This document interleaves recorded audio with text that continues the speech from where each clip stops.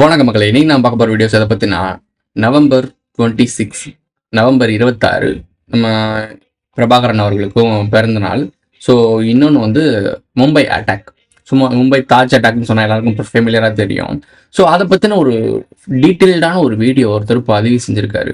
So அந்த வீடியோவோட link நான் டிஸ்கிரிப்ஷனில் கொடுக்குறேன், சீரியஸ்லி பாருங்கள். ஏன்னா அது கரெக்டாக பாயிண்ட் பை பாயிண்ட் அது எங்கே ஆரம்பிச்சிச்சு, யார் மூலயமா நடந்துச்சு, என்ன மேட்ரு, எங்கே ஃபெயிலியர், இது அதாவது இந்த இன்சிடென்ட்ஸ் நடக்குதுன்னா அந்த இன்சிடென்ட்ஸில் அந்த தாக்குதல் நடத்துகிற ஆட்கள் மட்டும் காரணம் இல்லை, அது தடுக்கக்கூடிய ஆட்கள் இருக்காங்கல்ல, அரசாங்கம், அதிகாரம், கவர்மெண்ட், இதுலேயுமே தொய்வு ஏற்பட்டால், அதாவது கொஞ்சம் ஒரு நிமிஷம் மிஸ் ஆனால் கூட அந்த தாக்குதல் நடந்துடும். ஸோ முன்னெச்சரிக்கையாக போய் தடுத்துட்டோம் அப்படின்னா அதை நிப்பாட்டிடலாம், முறியடிச்சிருக்கலாம். ஸோ அந்த பாயிண்ட் ஆஃப் வியூலையும் நிறைய கொடுக்கப்பட்டிருக்கு. அந்த ஆங்கிளில் அவர் பார்த்துருப்போங்க. ஃபுல் வீடியோ பார்த்தீங்கன்னா தான் அங்கங்கே பிட்டாக இருக்க விஷயங்கள்லாம் தெரியும். அதை பற்றி டீட்டெயில்டாக அந்த பிட்டான விஷயங்களை உங்களுக்கு ஷார்ட் பண்ணி அந்த முழு வீடியோவில் எங்கெங்கே பாயிண்ட் இருக்கோ அந்த பாயிண்ட்டை மட்டும் எடுத்து சொல்ல போகிறோம். அந்த நவம்பர் 2008 என்ன நடந்துச்சு அப்படின்றது தான் வீடியோவில் பார்க்க போகிறோம். வாங்க வீடியோக்குள்ள போகலாம். இந்த ரத்தத்துல தெரியுதா உனக்கு இவன் மகாராஷ்டிரன் இல்ல யாருன்னு? ஒரு தப்பு பண்ணாத அந்த குழந்தை மோத்திரம் உனக்கு தான் தெரியுதா? தெரிஞ்ச கொல்லு. அப்புறம் என்ன ஒரு தப்பு பண்ணாத இவங்க சாகணும்? வாழ்றதுக்காக தான் மனுஷன் உருவாக்கினா ஜாதி, மதம், இனம், மொழியெல்லாம். செத்ததுக்கு அப்புறம் எல்லாம் இன்னைக்கு அவன் பீகார்காரன், தமிழ் இருந்து வெளியே போக சொல்லி அவங்களை அடிக்கிறீங்க. நாளைக்கு அவன் ஊர்ல ஓ அண்ணனையும் தம்பி இப்படிதான் போட்டு அடிச்சு விரட்டுவான். இது அப்படியே நடந்துகிட்டே இருக்கும். நீ வேற நாட்டுல இவங்க வேற நாட்டுல இல்லடா, ஒரே நாடு இந்தியா.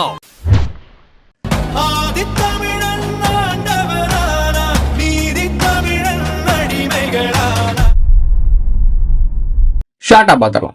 12 பேர் பண்ணிட்ட குழு, அதுக்கு முன்னாடி ட்ரைனிங் ஆனது, அதுக்கப்புறம் அவங்க முன்னாடி, அதெல்லாம் அந்த வீடியோ நீங்கள் பார்த்துக்கோங்க. பாயிண்ட் மட்டும் பார்க்கலாம், பாயிண்டாக. அந்த 12 பேர் வந்து குழு கிளம்புது, 2 டீமாக கிளம்பி ஒரு 6 பேர் கொண்ட தாக்குதல் நடத்துறதுக்காக ஒரு 2 ஜோடி புறாக்களாக போகலாம் பார்த்துருக்காங்க. கராச்சிலேருந்து கிளம்பியிருக்காங்க. அந்த போட் வழியா கோஸ்டல் ஏரியா வழியாக வந்திருக்காங்க. இந்த ஏரியாவை வந்து இப்போ இன்னொரு மேட்டர் என்ன அப்படின்னா, அந்த 12 பேரில் ஒரே ஒரு ஜோடி மட்டும் எஸ் ஆயிடுச்சு. ஜோடி புறா பறந்துருச்சு, நான் வரல, ஆள் ஒழுங்கடா சாமி ஓடிடுச்சு.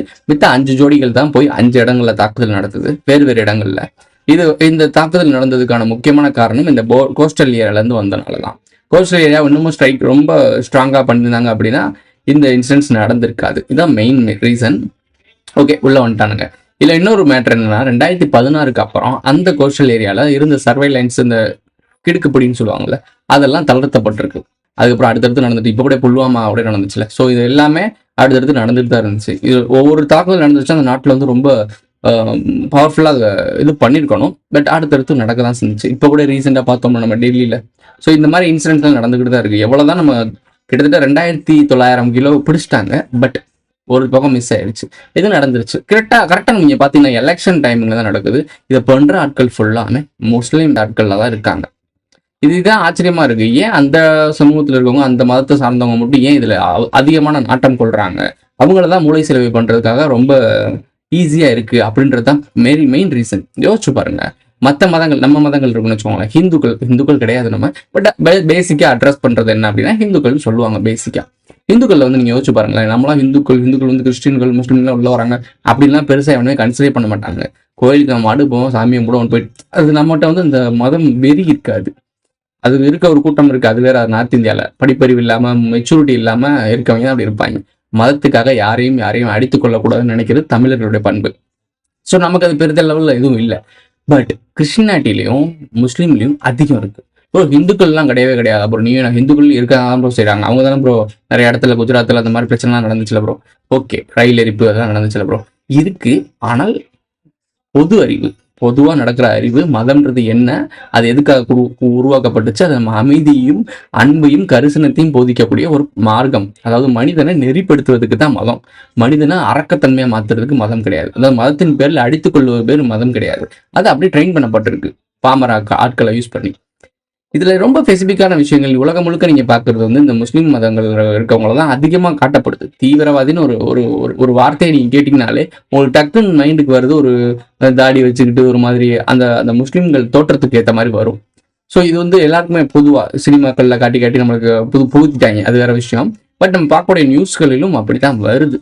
இந்த செய்திகளில் வரவங்க பேர் ஃபுல்லாக முஸ்லீம் பேர்களில் தான் இருக்குது, நல்லவங்களும் இருக்க தான் செய்கிறாங்க. ஆனால் இதில் தான் அதிகமான அந்த மார்க்கம் சம்மந்தப்பட்ட விஷயங்கள் உள்ள போகிறது. இது எப்படி அப்படின்னா அதிகமான பற்று. இப்போ முஸ்லீம்கள் வந்து ஒரு ஒழுக்க நெறி இருக்கும். அவங்களுடைய மதங்களில் வந்து நமாஸ் பண்ணுறது கரெக்டாக பண்ணி தான் ஆகணும். ஒரு ஒழுக்க நெறி ரொம்ப ஸ்ட்ரிக்டாக ஃபாலோ பண்ணப்படும். இப்போ அதை ஸ்ட்ரிக்டாக ஃபாலோ பண்ணுறாங்கனாலே ஒரு சில கூட்டமாக நிச்சயமாக அதை அட்மையர் ஆயிரும், அதுக்கே அர்ப்பணிக்க ஆரம்பிச்சிடும். அதுக்காக நான் என்ன வேணா பண்ணுவேன், இந்த மதத்தில் என்ன வேணா பண்ணுவேன் அப்படின்ற ஒரு மைண்ட் செட்டுக்கு வந்துருவாங்க. அதாவது மதம் நம்மளை காப்பாற்றணும், அதாவது இந்த மதத்து மூலியமா படித்து அது மூலயமா நம்ம வளரணும், நாம தான் அந்த மதத்தை காப்பாற்றணும். அப்படின்னா அப்படி ஒரு மதம், ஒரு ஐடியாலஜி இல்லவே இல்லைன்னு அர்த்தம். தோத்து போகுது அப்படின்னா அந்த ஐடியாலஜி இருக்கவே இருக்காதுன்னு அர்த்தம். புரியும்னு நினைக்கிறேன் உங்களுக்கு. அமைதியை போதிக்கக்கூடிய மதத்தை யார் அழிக்க நினைப்பா?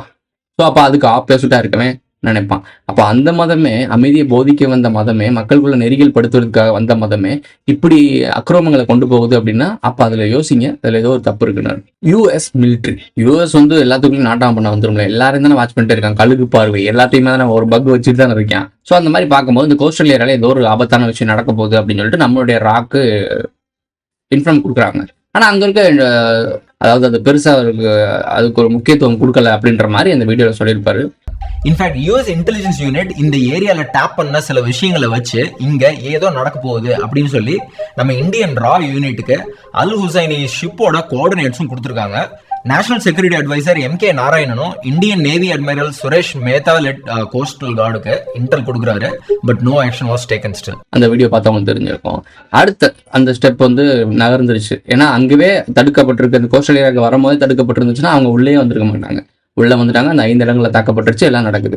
இதில் மெயின் ஒருத்தனை காட்டுறாங்க. இவன் வந்து அந்த ஐடியாலஜி போட்டு கொடுக்கலாம், ஸ்கெட்ச் போட்டு கொடுப்பாங்க. இல்லை ஸ்கெட்ச் போடுற மாஸ்டர் மைண்ட் எப்படி இருக்கான் அப்படின்னா, ஒரு கண்ணு அவனுக்கு வேற கலரில் இருக்கும், இன்னொரு கண்ணு வேற கலரில் இருக்கும். இது நீங்கள் நல்லா நோட் பண்ணி பார்த்தீங்கன்னா இதெல்லாம் ஹைப்ரிடுக்கு தான் அப்படி வரும். ரேரான ஒரு விஷயம், இது வந்து யூனிக்கான விஷயம். யோசிச்சு பாருங்க, ஹஸ்கின்னு ஒரு நாய் இருக்கும், அந்த ஹஸ்கி நாய்க்கு அதிகமாக அது நடக்கும். ஹஸ்கின்ற நாய் நீங்கள் செக் பண்ணி பார்த்தீங்கன்னா ஒரு கண்ணு ப்ளூவாக இருக்கும், ஒரு கண்ணு பிளாக்காக இருக்கும், இல்லை ஒரு கண்ணு ப்ரௌனாக இருக்கும், இல்லை ஒரு கண்ணு பிளாக்காக இருக்கும். இது வந்து ஹஸ்கி நாய்களுக்கு நடக்கும். ஏன்னா ஹஸ்கி நாய் வந்து நேச்சுரல் ப்ரீட் கிடையாது, அதை ஹைப்ரிட் பண்ணி உருவாக்கப்பட்டது. அப்போ இப்போ இந்த நபர் வந்து ஹைப்ரிட் பண்ண ஒரு அதாவது கலப்பு இனமாக இருக்க வாய்ப்பு இருக்குல்ல. ஸோ ஏன் அப்படி சொல்கிறேன் அப்படின்னா, இவர் வந்து ஒரு ப்ராப்பரான ஒரு நபராக இருக்கார். இவருக்கு திருமணம் ஆகிறதுக்காக இந்த இன்சிடென்ட்ஸில் கைது பண்ணுறாங்க. அதுக்கப்புறம் திருமணம் ஆகிறதுக்காக சலுகை லெவலில் அவனுக்கு ஜாமீன் வழங்கப்படுது. அவன் போய் அந்த திருமணத்தை நடத்தி வச்சுட்டு வந்திருக்கான். நடத்தி வச்சுட்டு வரும்போது அங்கே இருக்க அந்த தீவிரவாத அமைப்பு சம்மந்தப்பட்ட மதகுருமார் இருப்பார்ல, அவரை மீட் பண்ணி அங்கே அஃபிஷியலாக அனௌன்ஸ் பண்ணுறாரு இவர் அங்கே ஜாயின் பண்ணுறது. நோட் பண்ணுங்க, நல்லா நோட் பண்ணுங்க. இந்த திருட்டு கம்யூனிட்டியெல்லாம் பிடிச்சி அன்னைக்கே காயடிச்சு அனுப்பி விட்டுருந்தாங்கன்னா இதுவே போய் எங்க கல்யாணம் பண்ணுவானா, இவன் கல்யாணம் பண்ணி பிள்ளை பத்து போட்டு அந்த பிள்ளை என்ன பண்ணும், அவனும் அடுத்த ஒரு பிரச்சனையாக தான் உருவாக்கிட்டு வரும். இவங்க மாதிரி ஐடியாலஜியில் இருக்கவங்க மற்ற மக்களே இப்படி மாத்துறாங்கன்னா அப்போ நான் வீட்லேயும் மாத்தானே செய்வாங்க. அப்போ இது ஒரு தப்பான ஒரு விஷயம். கல்யாணத்துக்கு அனுப்பி விட்டு அவனை கல்யாணம் பண்ணுறதுக்கு அப்புறம் மத கும்பமார்ட்ட ஒரு டையப் போட்டு அஃபிஷியலாக அந்த இதுக்குள்ளே சேர்ந்துருக்கான், அந்த இயக்கத்துக்குள்ளே. ஸோ அந்த இயக்கத்துலேயும் சேர்ந்துருக்கான். இவங்கள மாதிரி ஆட்கள்னால தான் அடுத்தடுத்த நிகழ்வுகள்லாம் பெரிய லெவலில் நடக்குது.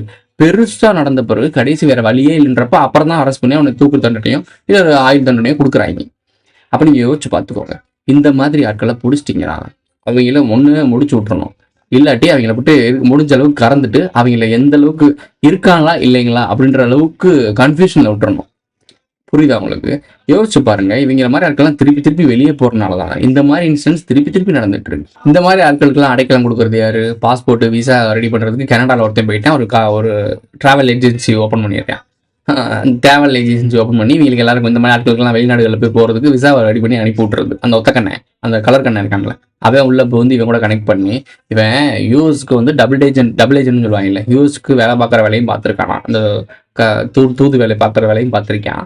இங்கே அஃபீஷியலாக அந்த கூட்டம் இருக்குல்ல, அந்த ஆள் சேர்த்து இந்த மாதிரி அமைப்புக்கு அனுப்புறாங்கல்ல, அந்த கூட்டத்துக்கும் ஆள் சேர்க்கிற வேலையும் பார்த்துருக்கான். யுஎஸ்டிஏக்கு கான்ஃபிடென்ஷியல் இன்ஃபார்மரா மாறுறாரு. ஹஃபீஸ் முகமது சையதோட ஃப்ரெண்ட் ஆகி இங்க இந்த தீவிரவாத அமைப்புல அஃபிஷியலா ஜாயின் பண்றாரு.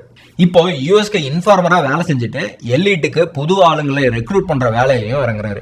உங்களுக்கு நல்லாவே தெரிஞ்சிருக்கும், அமெரிக்காவோட டைப்ல இருக்கவன் இந்த மாதிரி ஆள் சேர்க்கிற வேலை பார்த்துருக்கான்னா அவன் அமெரிக்காவில் டைப் இருக்கான்னா அவனை உங்களுக்கு ஏதோ ஒன்று புரியணும்ல, அவங்க ஏதோ ஒன்று பண்றாங்கன்றது புரியும்ல. இதே மாதிரி ஒரு சில அமைப்பு இருக்கு, அந்த அமைப்புக்கு வந்து அமெரிக்கா தான் டைரக்டா ஃபண்ட் பண்ணி அமெரிக்கா தான் உருவாக்கி விட்டுருக்கு. இந்த மாதிரி அமைப்பெல்லாம் உருவாக்குனதுல அமெரிக்காவோட பின்புலம் இருக்கு அப்படின்றதெல்லாம் இருக்கு, காத்துல பரவிக்கிட்டு இருக்கு, தேடுங்க. இப்போ யூஎஸ்க்கு இன்ஃபார்மரா வேலை செஞ்சுட்டு எல்லிட்டுக்கு புது ஆளுங்களை ரெக்ரூட் பண்ற வேலையையும் இறங்குறாரு. இது இன்னொரு பாயிண்ட். அமெரிக்கா கூட இருந்துட்டு டபுள் ஏஜென்டா இருக்கான், அவன் அடுத்து ஆள் சேர்க்கிறான் அப்படின்னா அவன் ஆள் சேர்த்து என்ன பண்ணுவான், அல்லாஹ் போய் தொழுவிட்டு போய் மக்கா மெதினாக்கு போயிட்டு வந்துட்டு இருப்பாங்களா, இருக்க மக்களுக்கெல்லாம் இந்த மாதிரி போட்டு தள்ளுற வேலையை தான் பார்ப்பாங்க. அவன் எதுக்கு ஏஜென்டா வச்சிருக்கீங்க, அப்போ உங்களுக்கு உங்கள் நாட்டு பக்கமோ இல்லை உங்களுக்கு தேவையான நாட்டுக்குள்ள இவங்கள மாதிரி ஆட்களை உள்ள ஊடுருவ விட்டு வேலை பார்க்குறீங்களா அப்படின்ற ஒரு கேள்வி வந்துருக்கணும். நியாயமாக திங்க் பண்ணுறவன் கேள்வி கேட்டிருப்பான். கேள்வி கேட்க மாட்டீங்களே. இப்படியெல்லாம் நம்ம கேள்வி கேட்கல அப்படின்னோடனே 5 இடத்துல அட்டாக் ஆயிடுச்சு. 166 பேர் இறந்துருக்காங்க. கூட்டினா எவ்வளோ வருது? 12, 13 வருது. ஓகே, சமிக்கை 166 பேரை போட்டு தள்ளியிருக்காங்க. மிலிட்ரி சம்மந்தப்பட்ட போலீஸ் சம்மந்தப்பட்ட ஆட்கள்லாம் இறந்துருக்காங்க. நம்ம சைடில் இழப்பு கம்மியாக இருந்தாலும் இவங்கெல்லாம் நம்மளை பாதுகாக்கிறதுக்காக போனவங்க. அவங்க மற்றவங்கள போய் கொடூரமாக கொன்று எத்தனை மக்களை, அவங்க ஒரு 10 பேர். ஆனால் இங்கே இறந்த மக்கள், அப்பாவி மக்கள் எத்தனை பேர் பாருங்க, 166 பேர்.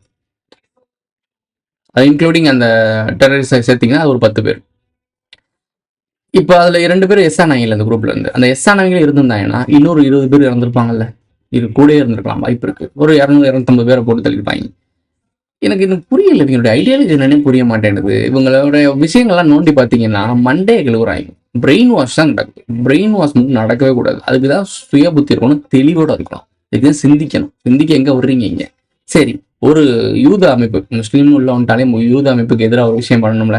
இங்கே இருக்க யூத அமைப்பு சம்மந்தப்பட்ட ஒரு பில்டிங்கில் இருக்க ஒரு ஃபேமிலி ப்ரீச் பண்ணுவாங்கல்ல, யூத மதத்துக்கு கன்வெர்ட் பண்ணுவாங்கல்ல, அந்த குரூப் ஒன்று இருக்குது. அந்த வீடை ஹைஜாக் பண்ணுறாங்க. ஸோ இது ஒன்று நடக்குது. இன்னொன்று மெயின் ரீசன், தாஜ் ஹோட்டல் தான் மெயின் ரீசன். அந்த ஹோட்டலில் கௌதம் அதானி இருந்திருக்காப்ல. அதானி இருக்காருல்ல, அவர் இருந்திருக்காரு. இவங்க உள்ள போய் அவரை பிடிச்சிருந்தாங்கன்னா என்ன நடந்திருக்குன்னு யோசிச்சு பாருங்க. ஆடே கொந்தளிச்சிருக்கும். சாதாரண மக்கள் இறந்ததுக்கு இவ்வளோதான் ரியாக்ட் பண்ணுவாங்க. ஆனால் கௌதம் அதானிலாம் பணைய கைதியாக பிடிச்சிருந்தாங்கன்னா இந்த நேரத்துக்கு இது வந்து இந்த நியூஸ்லாம் பெரிய நியூஸாக இருக்கும். ஸோ அவர் மட்டும் பில் பே பண்ணிட்டு அப்போ தான் அவர் வெளியே போயிட்டு இருக்காரு. இன்னொன்று முக்கியமான புள்ளிகள்லாம் இருக்காங்க. ஆனால் மெயின் நம்ம தலைக்கட்டு அதானி அவர் வராப்புல பில் பே பண்ணிட்டு வெளியே போகிற போட்டில் அந்த லாபியில் வராங்க, சுட்டுட்டே வராங்க. இந்த இன்ஃபர்மேஷன் தெரிஞ்சோடனே அவரை டக்குன்னு ஒரு கான்ஃபரன்ஸ், வேற ஏதோ மீட்டிங் இருக்குனால அந்த மீட்டிங் அனுப்பியிருக்காங்க. அந்த ரூமுக்கு போயிட்டு இருக்கும் போது இந்த விஷயம் நடக்குது. அவர் லாபிக்கு வீட்டுக்கு வெளியே வர வந்திருக்காரு. வந்திருந்தா அவரை தான் முட பிடிச்சிருப்பாங்க, இல்லை போட்டு தள்ளியிருப்பாங்க.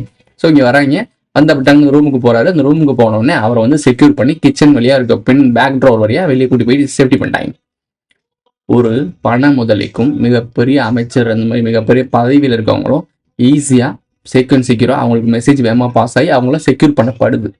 சாதாரண மக்களுக்கு இன்ஃபர்மேஷன் வரும்போது இன்னொரு மேட்டர் இருக்கு.